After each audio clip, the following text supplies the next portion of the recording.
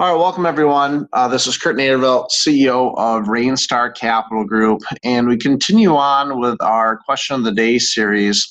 And today's subject matter is going to be, how do you go about financing, the purchase of equipment if there's no cash flow, if the business doesn't, have any cash flow. And so a little bit about our firm before we jump in with the topic. Our firm, Rainstar Capital Group, we run one of the more robust debt advisory platforms here in the United States. We have over 200 registered lenders on our platform, and we provide commercial real estate, corporate finance, small business, and equipment financing to our clients.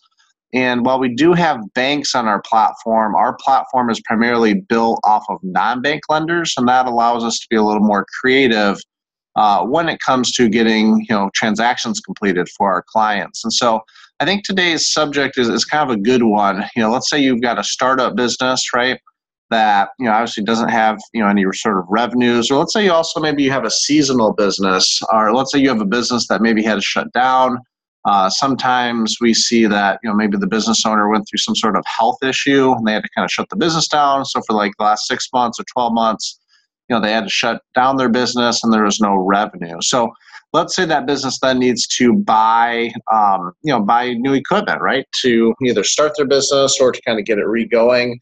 So typically how we would go about helping a client that doesn't have cash flow, but what happens when they don't have cash flow, obviously, is that a lot of probably, 60% of our lenders go out the door, right? Because the majority of our lenders want to see cash flow. That's what, the number one factor that typically helps the lender be comfortable in, lending capital to be able to get their loan repaid.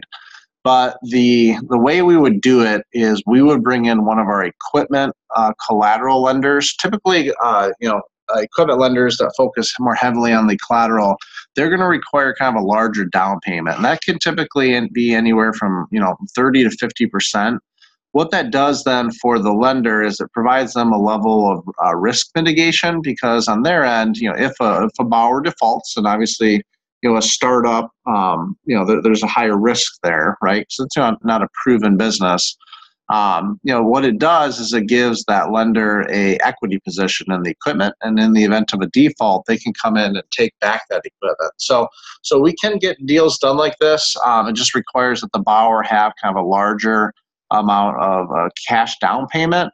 So there's kind of some different creative ways that we can go about getting it done. But the good news is for folks that do have a business that maybe isn't very strong with a cash flow perspective, there are ways to get that equipment purchased.